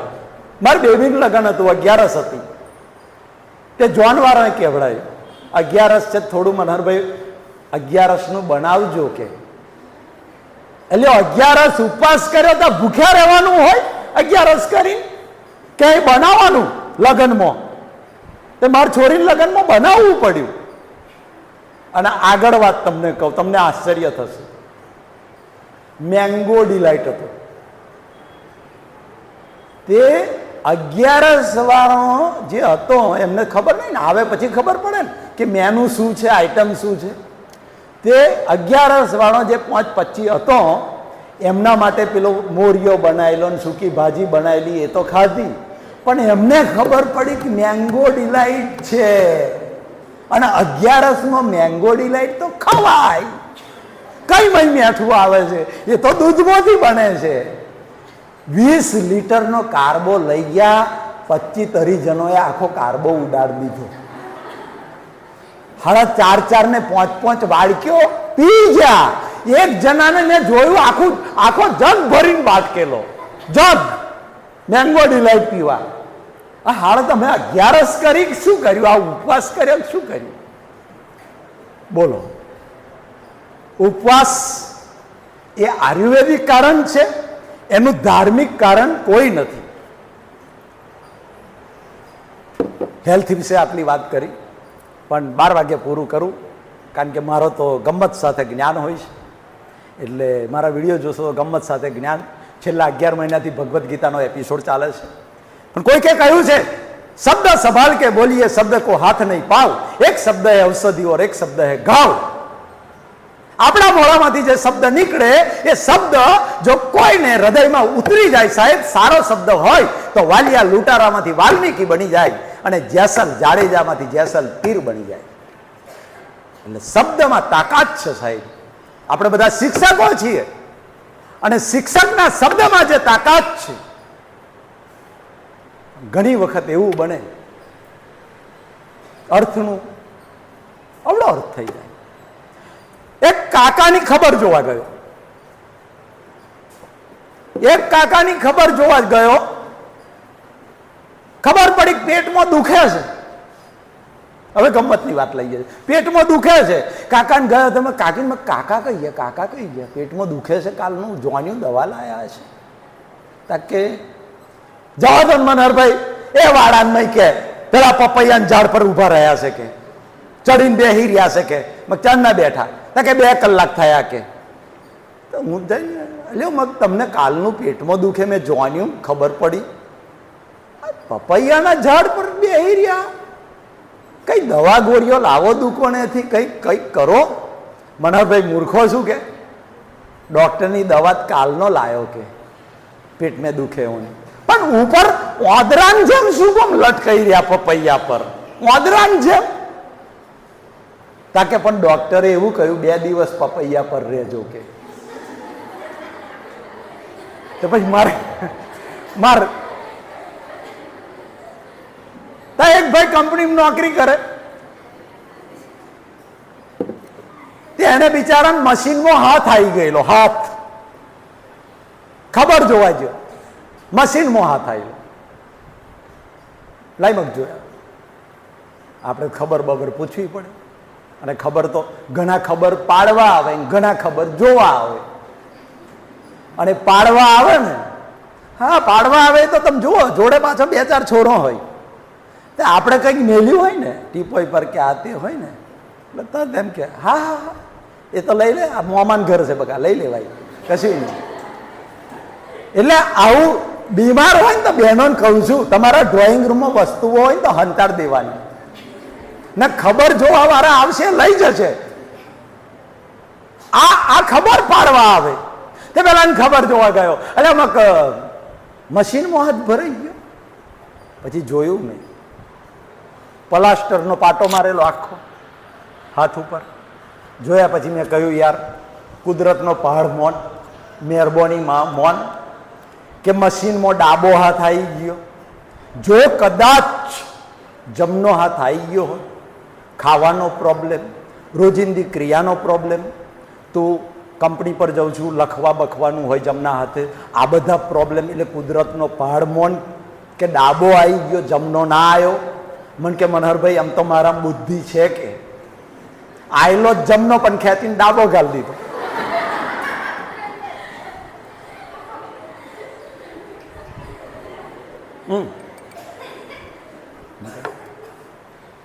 એટલે ઘણી વાર જીવનની અંદર એવું સાંભળવા મળે. મિત્રો ભગવદ્ ગીતામાં કૃષ્ણ ભગવાન એમ કે સંશયાત્મા વિનશ્યતે. હે અર્જુન, આ જ્ઞાન ઉપર જે માણસ સંશય કરશે એનો વિનાશ નક્કી છે.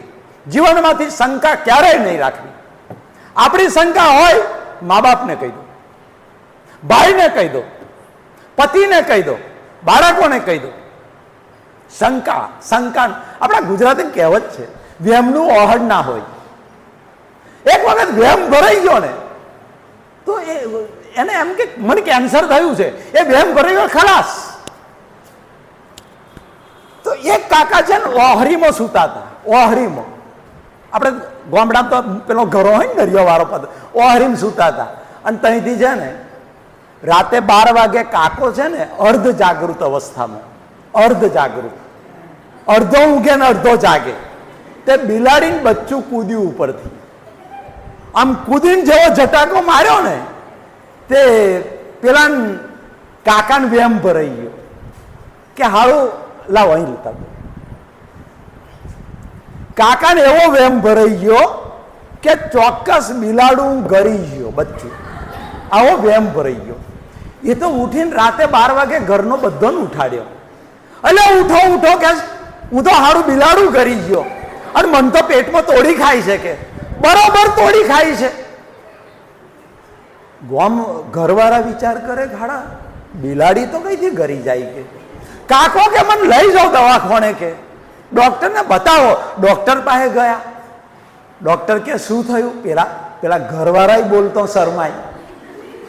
ડોક્ટરને કે સાહેબ આ રાતે 12 વાગે બિલાડું ગરી ગયા મારા ડોહા કે. ડોક્ટર કે હારો કોઈ પૈસાનો સિક્કો ગરી ગયો હોય, લખોટી ગરી ગયો હોય, બીજું કંઈ ગરી ગયો હોય, એવા કેસ અત્યાર સુધી આવ્યા, પણ મારી લાઈફમાં પહેલો કેસ આવ્યો કે બિલાડું ગરી ગયો બચ્ચું. પેલો કે કાકો કેમ ના મને તોડી ખાય છે, અંદર પેટમાં તોડી ખાય છે કે કંઈક ડિસિઝન લો, કંઈક દવા આલો. 2-3 ડોક્ટર ભેગા થયા, કોન્ફરન્સ કરી, એમને મીટિંગ કરી. કાકો બિલાડું નથી ગરી ગયો પણ કાકાને વેમ ભરાઈ ગયો, શંકા ભરાઈ ગઈ. હવે એનો રસ્તો શું? ડોક્ટરોએ ડિસિઝન લીધું કાકાને ઓપરેશન થિયેટરમાં લઈ જવાનો. ત્યાં જઈને આપણે ઓપરેશન કરવાનું, ચીરો મેલવાનો. ચીરો મેલી અને પછી ટોંકા લઈ લેવાના. કાકાને બેભોણ હોવ કરવાનો. પછી કાકાને આપણે બતાડશું ખરેખર જો તમે છે ને બિલાડું ગરી ગયેલા. પછી આ ચીરો બતાડશું, અમે બિલાડું કાઢી લીધું અને ટોકા લઈ લીધા. એટલે કાકાની શંકા નીકળી જશે, વેમ નીકળી જશે અને કાકાને હાસ થઈ જશે. એક ડોક્ટર બુદ્ધિશાળી હતો. તે ડોક્ટર કે તમારી વાત બધી સાચી, પણ આ કાકો કદાચ એમ કે ઓપરેશન કરીને બિલાડું કાઢ્યું, એ બિલાડું મને બતાવો તો શું કરશું આપણે? કે એક બિલાડાનું બચ્ચું હોવ તૈયાર રાખો ઓપરેશન થિયેટરમાં.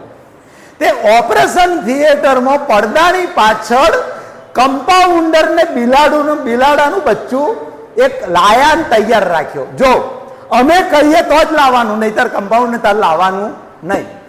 2 ભોન કર્યા, ઓપરેશન કર્યા, ટોંકા લઈ લીધા. કાકો ભોનમાં આવ્યો એટલે ડોક્ટરો ઊભા હતા.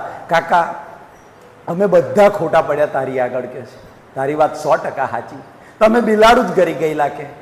જોવો કે આ ઓપરેશન ચીરો કર્યો, ટોંકા લીધા. કાકો કે હું નતો કહેતો કે હું બિલાડું ગરી ગયેલો કે વાત સાચી, 100% સાચી કે અમે બિલાડું કાઢ્યું. પણ કાકાની બુદ્ધિ ઊંઝી પાછી, અભણ હતો પણ તમે બિલાડું કાઢ્યું, એ બિલાડું તો હશે જ ને કે એ તો બતાવો મન કે બિલાડું કેવું છે.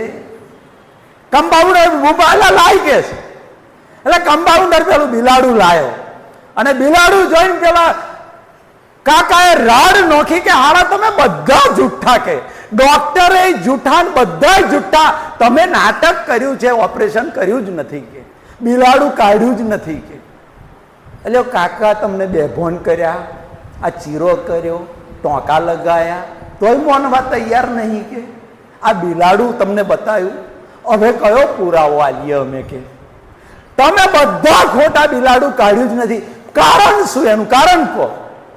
હું ગરી ગયેલો એ તો સફેદ બિલાડું હતું, આ તો કાળું બિલાડું છે કે.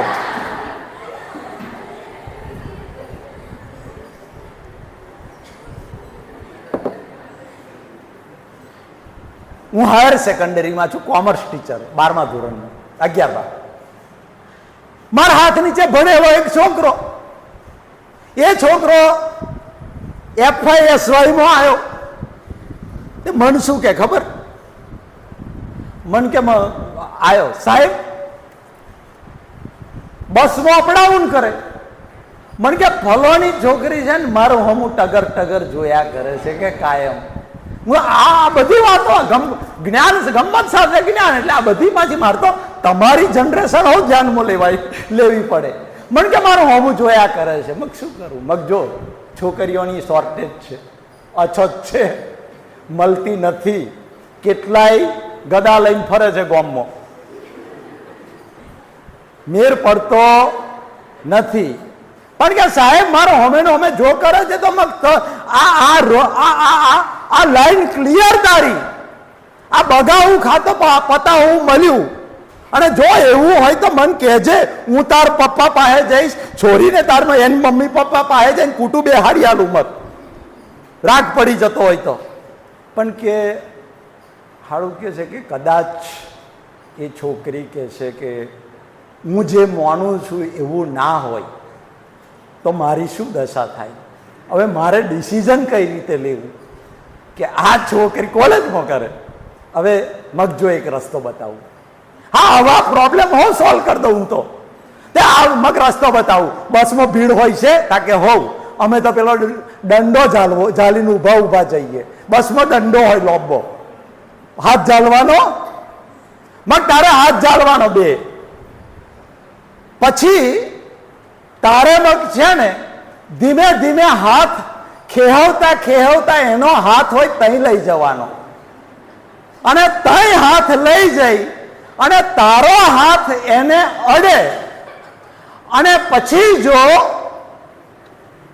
એ સ્માઈલ આપે, એના મોઢાના હાવભાવ આનંદિત હોય, ખુશી વાળા હોય. એટલે મેં ગધેડાની વાત કરેલી યાર. આ કાલિદાસો બધા આવા હોય, લગન પહેલા તો કવિ કાલિદાસ બની જાય. અરે અરે તમે યાર વાત કરો. મારે તો માનો નહીં, મારી સ્કૂલમાં દર વર્ષે 2 કિસ્સા બને છે, 2 થી 3 કિસ્સા. હું છોકરીઓને LC આલી દઉં છું, છોકરાઓને આલી દઉં છું LC. 11-12 દર વર્ષે બને કિસ્સા. એટલે કવિ કાલિદાસ બની જાય અને કે તારા માટે હું આકાશમાંથી તારા તોડી લાવીશ. એટલે ઓબા પરથી એક કેરી તોડી લાવી ને આવું ઓબા પર ની ચડાય, આકાશમાંથી તારા તોડી લાવું. આવી કવિની કલ્પનાઓ હોય ને એવા કવિ કાલિદાસ બની જાય સાહેબ.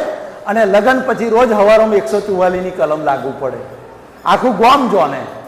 તા કવિ કાલિદાસ નીકળી જાય તો મફતભાઈ ગધેડો ખોવાયો. તે એવા બિચારા આખી શ્યામ ફરી વળ્યા પણ કઈ ગધેડો ના મળ્યો. ત્યાં એક મોટું વડનું ઝાડ હતું. એ વડના ઝાડની ઉપર ટોચ પર ચડી ગયા. કદાચ દૂર દૂર વગડામાં મારો ગધેડો દેખાઈ મળી જાય તો તઈ એવું કપલ આવ્યું, કવિ કાલિદાસ વાળું.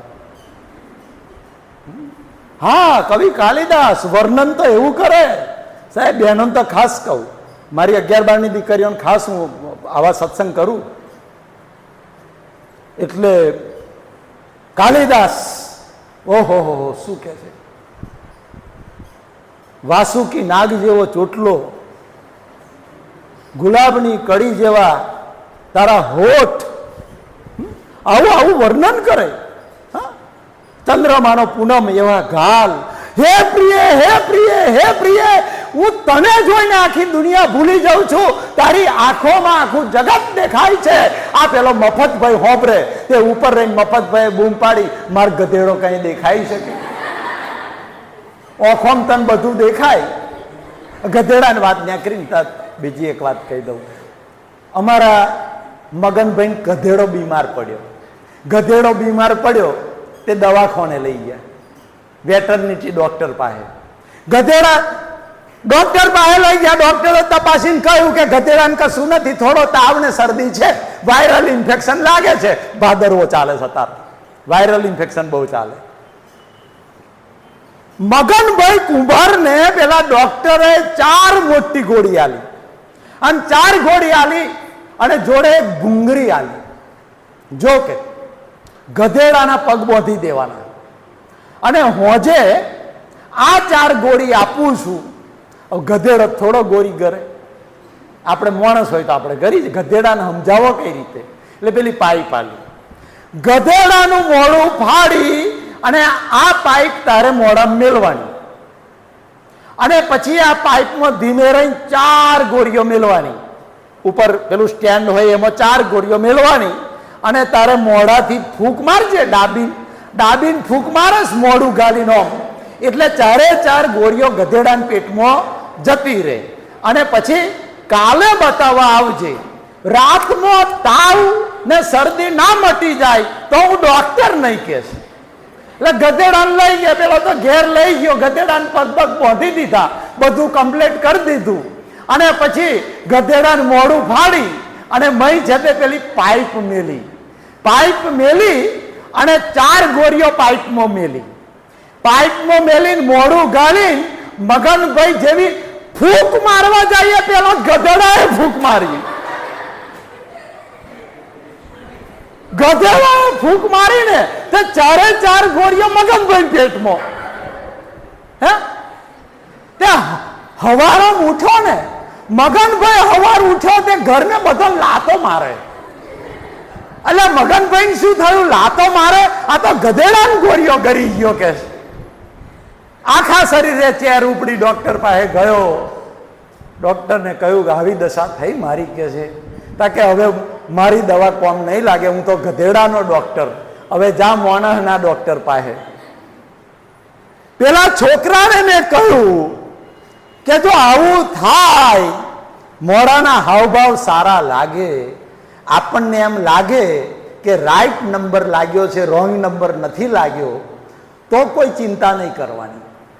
તો પછી હું છે તે તારા મમ્મી પપ્પા પાસે જઈશ, 2 મારા સ્ટુડન્ટ હતા, અને છોકરીના મમ્મી પપ્પા પાસે જઈ તમારું કુટુંબ બેહાડી આલીશ.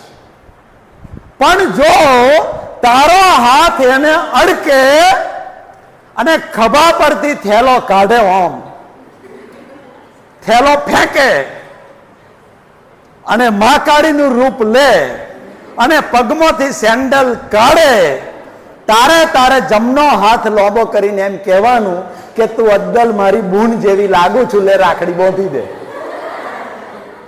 નહીતર તો મરી ગયો સાહેબ, મરી ગયો. આવી ગમ્મતની બધી વાતો છે. મારા બધા પ્રોગ્રામ ગમ્મત સાથે જ્ઞાન હોય. ગીતા જ્ઞાનના મારા પ્રોગ્રામ ઓલ ગુજરાતમાં થાય, લાઈવ પ્રોગ્રામ થાય છે. મારી ચેનલ પર છેલ્લા 11 મહિનાથી રોજ સાંજે 7 વાગે એપિસોડ ચાલે છે ભગવદ્ ગીતાનો. ભગવદ્ ગીતાનું મારું પુસ્તક લખેલું છે. આજે 14 દેશોની અંદર 50,000 કોપીઓ વંચાઈ રહી છે ભગવદ્ ગીતાની. મેઇન ટાર્ગેટ મારું આધ્યાત્મિકતા છે, પણ સાથે સાથે આરોગ્ય, આધ્યાત્મિકતા અને શિક્ષણ, આ 3 પાયાની ત્રિપાઈ ઉપર હું ઊભો છું. જેટલું મારી પાસે છે એ સમાજમાં જઈને વહેંચું છું. અને રિટાયર્ડ થયા પછી તો ઘણું બધું કામ વધી જવાનું છે. સત્સંગના પ્રોગ્રામ મારા થાય, રાત્રે 200-300 કિલોમીટર દૂર જવાનું થાય, જ્યાં પ્રોગ્રામ થતો હોય ગામની અંદર, ગામમાં હજારો માણસ ભેગું થયું હોય, ત્યાં જ આ જ ગમ્મત સાથે જ્ઞાન હોય. ભગવદ્ ગીતાનું જ્ઞાન પણ ગમ્મત સાથે જ્ઞાન આપું છું. આજે મને લાગે 394મો એપિસોડ છે. આજે 394 એપિસોડ, 1 વર્ષ ઉપર થઈ ગયું. 14 દેશોમાં આપણા ગુજરાતીઓ જુએ છે. Dubai, Kenya, Africa, UK, Australia, London, America, બધા જ ગુજરાતીઓ મારા ફોલોઅર્સ છે. અને ભગવદ્ ગીતાનો રોજ રાત્રે 7 વાગ્યાનો એપિસોડ ફરજિયાત જોવાનો. અને સવારે 11 વાગે મારો આયુર્વેદનો વિડીયો મુકાય છે. એ 2 થી 3 દિવસે એક વિડીયો મુકાય છે. આવતીકાલે 11:15 વાગે તમારા મોબાઈલમાં મનહર ડી પટેલ ઓફિશિયલ લખજો. એમાં આજનો વિડીયો, આપણી કોલેજનું આ રેકોર્ડિંગ ટોટલ બિગિનિંગથી એન્ડ સુધી એ આવતીકાલે મારી ચેનલ પર મુકાઈ જશે આ વિડીયો. અને ફેસબુક પર પણ મારું ID Manhar D Patel official છે. ઇન્સ્ટા પર પણ મારી રીલો ચાલે છે. મારી સાથે જે સેવાઓનું કામ છે એ તમને કહી દઉં. ગરીબ નોંધારા જે વૃદ્ધો છે, કામ નથી થતું, એમને રાશન કીટ 1500 રૂપિયાની રેગ્યુલર આપું છું. નોંધારા બાળકો છે, મેં 6 મકાન બનાવ્યા દાતાઓના સહયોગથી. બનાસકાંઠા ડીસા આ બાજુ બનાસકાંઠા આપણી રાજસ્થાનની બોર્ડર, ત્યાં 4 બાળકો, એના બાપ મરી ગયો, મમ્મી 4 નાના ભૂલકાઓને મૂકીને બીજાને લઈને ભાગી ગઈ. એમનું મકાન હમણાં જ આપણે 2 લાખમાં મકાન તૈયાર કર્યું. એવા તો 6 મકાન તૈયાર કર્યા, 7મા મકાનનું કામ ચાલે છે. એટલે મકાન બનાવવાનું ચાલે છે, રાશન કીટો આપવાનું કામ ચાલે છે. ગરીબ બાળકો, હોશિયાર બાળકો, એમનો ટ્રાવેલિંગની ફી પણ આપીએ છીએ, એમના યુનિફોર્મ પણ આપીએ છીએ, એમની ફી પણ ભરીએ છીએ. એક આ સેવાનું કામ કરે છે. ગરીબ બાળકોને જમાડવાના, એમને નાસ્તો આપવો, એક બાજુ એ કામ પણ ચાલે છે. એક બાજુ યુટ્યુબના વિડીયો બનાવવા, ભગવદ્ ગીતાના સત્સંગના એપિસોડ નોન સ્ટોપ છેલ્લા 13-14 મહિનાથી ચાલે છે. એ રોજ રાત્રે અપલોડ થઈ જાય છે 7 વાગે. એ કાર્ય ચાલે છે. એની સાથે સાથે તલાટી સાહેબ જેવા આમંત્રણ આપે છે, જ્યાં જ્યાં આમંત્રણ મળે છે ત્યાં રાત્રિના પ્રોગ્રામ હોય, આવા કોલેજના પ્રોગ્રામ હોય, સ્કૂલોના પ્રોગ્રામ હોય, એ ચાલે છે. ઘણું બધું કામ ચાલે છે. એની સાથે સાથે કન્સલ્ટિંગ ચાલે છે, આયુર્વેદનું કન્સલ્ટિંગ ચાલે છે, એલોપેથીનું કન્સલ્ટિંગ ચાલે છે, ફોન ઉપર કન્સલ્ટિંગ ચાલતું હોય, દવાઓ લખાવું છું, આ બધું ચાલે છે. અને ધીમે ધીમે હવે રિટાયર થઈને આયુર્વેદિક પ્રોડક્ટ બનાવું છું. અને એ આયુર્વેદિક પ્રોડક્ટ એટલા માટે બનાવું છું, કમાણીના ઉદ્દેશથી નહીં. મેં છેલ્લા 2 વર્ષથી કતલખાનામાંથી છોડાયેલી ઘરડી ગાયો, 300 ગાયો દત્તક લીધી છે છેલ્લા 2 વર્ષથી. એમને દર વર્ષે 5 લાખનું ઘાસ જોઈએ છે. એ દર વર્ષે 5 લાખનું ઘાસ દાતાઓના સહયોગથી, ડોનેટરોના સહયોગથી આપું છું. આ હેર ઓઇલ બહાર પાડ્યું છે, એ પણ ગૌશાળાના લાભાર્થી છે. એમાંથી જે પૈસા આવે ગૌશાળાને દાન કરવાનું છે. દિવાળી પછી દુખાવાનું તેલ બહાર પાડવાનું છું. દુખાવાનું તેલ એનું એક્સપેરિમેન્ટ થઈ ગયું છે. મેં કહ્યું એમ કે એક બેને 4 લાખ રૂપિયા ખર્ચ્યા તોય મટ્યું નહીં. એલોપેથીથી આયુર્વેદિક તેલ, મારું જે રિસર્ચ છે એ બહુ ઊંડું રિસર્ચ છે. અને એના પછી જે તેલ બને છે એ તેલ એવું હશે કે ભલભલાના દુખાવા મટી જશે. અત્યારથી એની જબરજસ્ત બહુ ડિમાન્ડ છે. મિત્રો, હેર ઓઇલ તમને બધાને કહું છું કે મારી ચેનલ ઉપર હેર ઓઇલના વિડીયો આવશે. અને લોકો આજે 100 રૂપિયા 200 રૂપિયામાં વાળના બધા પ્રોબ્લેમ સોલ્વ થાય છે. તમારી જાન ખાતર કહી દઉં, ચોટીલામાં એક ભાઈને ટાલની અંદર વાળ ઉગી ગયા. કાલે વાત થઈ, એમનું ઇન્ટરવ્યૂ મૂકવાનું છે. સાહેબ મને કે સાહેબ હજુ 15 દિવસ થોડા વાળ મોટા થાય પછી આવો તમે ઇન્ટરવ્યૂ લેવા. એ ઇન્ટરવ્યૂ મૂકવાનું છે. એક ભાઈના સફેદ વાળ હતા, એના બ્લેક થઈ ગયા. ખાલી 25 દિવસમાં એક નાનું બાળક હતું, એને માથામાં ખોડો હતો, ખોડો નીકળી ગયો આ તેલથી. ખાલી 200 રૂપિયા 200 ml ના 230 એ બોટલમાં ખોડો નીકળી ગયો. વ્હાઈટ વાળ હતા, 10 વર્ષનું બાળક, એને સફેદ વાળ હતા. 2 વખત બોરું કરાયું અને પછી આ તેલ લગાવ્યું. અત્યારે લગાવે છે. 3જી વખત બધા જ વાળ કાળા થઈને આવ્યા. મિત્રો, આવી જબરજસ્ત વર્લ્ડની પહેલામાં પહેલી ફોર્મ્યુલા મનહરભાઈએ આ વર્લ્ડમાં મૂકી છે.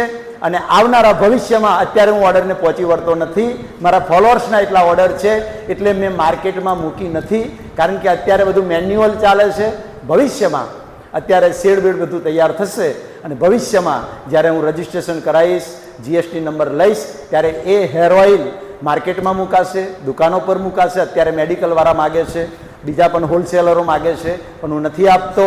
પણ આ હેર ઓઇલ સાથે હું ગેરંટી સાથે છાતી ઠોકીને કહું છું, બજારના માર્કેટના બધા હેર ઓઇલ બેસી જવાના છે. જ્યારે માર્કેટમાં આવશે ત્યારે લોકો મોંઘા મોંઘા હેર ઓઇલને ભૂલી જશે. આજે જ એક જણાએ કહ્યું કે આદિવાસી હેર ઓઇલમાં 10,000 રૂપિયા બગાડ્યા. બરોડાના એક બેને 2,000 રૂપિયા બગાડ્યા. એ બેને તો એવું કહ્યું કે ઓનલાઈન એમેઝોન પર આદિવાસી તેલ આવ્યું, સાહેબ એમાંથી તેલ નહીં, પાણી નીકળ્યું. પાણી કર્ણાટકમાં બને છે. પણ મનહર ડી પટેલનું હેર ઓઇલ આવશે, માર્કેટમાં જ્યારે વેચાતું થશે અને લોકોને રિઝલ્ટ મળશે. આવું તો દુખાવાનું પણ બનાવવાનો છું અને દુખાવાનું એક્સપેરિમેન્ટ થઈ ગયું. કાલે એક મારી સ્કૂલના ટ્રસ્ટી અઠવાડિયા પહેલાં મેં પાવડર બતાવ્યો હતો. તમને કહી દઉં જાન ખાતર, 1 મહિના પછી એમને ઢીચણનું ઓપરેશન કરવાનું હતું. પણ મારી સ્કૂલના ટ્રસ્ટી મારા વિડીયો જુએ એટલે ઓપરેશન કરતાં પહેલાં મનહરભાઈની સલાહ લઉં. મારા પર સ્કૂલમાં ફોન આવ્યો, મેં એક પાવડર લખાયો, એ પાવડર રોજ સવારે 1 ચમચી ચાલુ કરી દો. કાલે સ્પેશિયલ મને મળવા આવ્યા, મીઠાઈની ભેટ લઈને આવ્યા. મને કહ્યું, મનોહરભાઈ 60% દુખાવો મારો પગનો ગાયબ થઈ ગયો માત્ર અઠવાડિયામાં. કાલે પાછું મેં દુખાવાનું તેલ આપ્યું. ચિંતા ના કરશો, ઓપરેશનની જરૂર નથી. આ તેલ લગાવજો ને પાવડર ચાલુ રાખજો, તમે ઘોડા જેવા થઈ જશો, દોડતા થઈ જશો, કામ કરતા થઈ જશો. તો આ રીતે મિત્રો બધે જે મેં વાતો કહી આયુર્વેદ વિશે, ચરકની વાતો કહી અને બીજી મારી જે વાતો કહી એને બરાબર અનુસરજો. સર્વે ભવંતુ સુખીના, સર્વે સંતુ નિરામયા, સર્વે ભદ્રા નિપશ્યંતુ, મા કશ્ચિત દુઃખ ભાગ. ઓમ શાંતિ શાંતિ શાંતિ.